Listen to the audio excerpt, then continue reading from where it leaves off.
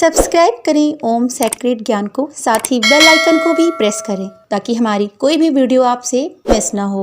मित्रों, मौनी अमावस्या इस साल 11 फरवरी 2021 को है। यह अमावस्या माघ मास में आती है, इसलिए इसे माघी अमावस्या भी कहा जाता है। इस अमावस्या पर मौन रहकर व्रत किया जाता है। माघ मास की अमावस्या के दिन स्नान और दान पुण्य का विशेष महत्व है। इस व्रत से जुड़ी हुई एक कथा बहुत ही प्रसिद्ध है, जिसे मात्र सुनने से और पढ़ने से व्यक्ति के सारे दुखों का अंत हो जाता है। तो चलिए कथा प्रारंभ करते हैं। कांचीपुरी नगर में एक ब्राह्मण देवस्वामी था। उसकी पत्नी धनवती और पुत्री गुणवती थी।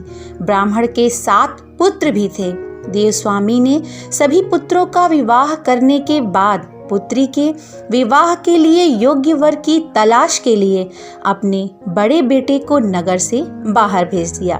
फिर उसने गुणवती की कुंडली एक ज्योतिषी को दिखाई। ज्योतिषी ने बताया कि विवाह के समय सप्तपदी होते ही यह कन्या विधवा हो जाएगी। यह सुनकर देवस्वामी दुखी हो गया। उसने उपाय पूछा। ज्योतिषी ने बताया कि इस योग का निवारण सिंघल द्वीप निवासी सोमा नामक धोबिन को घर बुलाकर उसकी पूजा करने से ही संभव होगा। यह सुनकर देवस्वामी ने अपने सबसे छोटे पुत्र के साथ पुत्री गुणवती को सोमा धोबन को घर लाने के लिए सिंघल द्वीप भेजा। वे दोनों समुद्र तट पर पहुंचे और समुद्र को पार करने का उपाय सोचने लगे, लेकिन कोई उपाय नहीं सूझा। तो दोनों भाई बहन भूखे प्यासे एक वट वृक्ष की छाया में उदास होकर बैठ गए। उस वट वृक्ष पर एक गिद्ध का परिवार रहता था। उसके बच्चों ने देखा कि दोनों भाई बहन दिन भर परेशान रहे।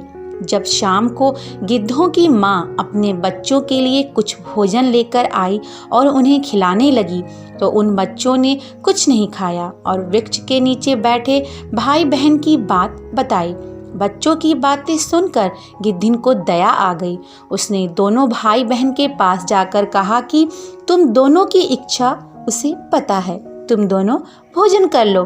सुबह तुम दोनों को समुद्र के पार सोमा के पास पहुंचा दूंगी। गिद्धिन की बात सुनकर वे दोनों बेहद खुश हुए। सुबह होते ही गिद्धिन ने उन्हें सोमा के घर पहुंचा दिया।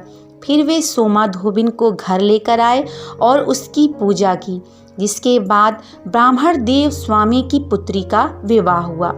सप्तपदी होते ही उसके पति की मृत्यु हो गई। तब सोमा ने गुणवती को अपने पुण्य का फल दान कर दिया, जिससे उसका पति जीवित हो उठा। इसके बाद सोमा उन दोनों को आशीर्वाद देकर सिंघल द्वीप चली गई। सोमा का पुण्य चले जाने से उसके पुत्र, दामाद और पति की मृत्यु हो गई। तब उसने एक नदी के किनारे स्थित एक पीपल के वृक्ष के नीचे भगवान विष्णु की पूजा की और पीपल की 108 बार परिक्रमा की। ऐसा करने से उसके पुण्य फिर से प्राप्त हो गए। उसके पति, पुत्र और दामाद फिर से जीवित हो उठे। इस प्रकार इस कथा का समापन होता है। तो मित्रों, मुझे आशा है कि यह कथा आपको रुचिकर लगी होगी। कमेंट बॉक्स में ओम नमो भगवते वासुदेवाय अवश्य लिखिएगा। चैनल पे फर्स्ट टाइम आए हैं तो प्लीज़ इसे सब्सक्राइब जरूर करें। साथ ही फ्रेंड्स फैमिली को शेयर करें। वीडियो पसंद आई हो तो लाइक करें। तब तक के लिए हरि ओम।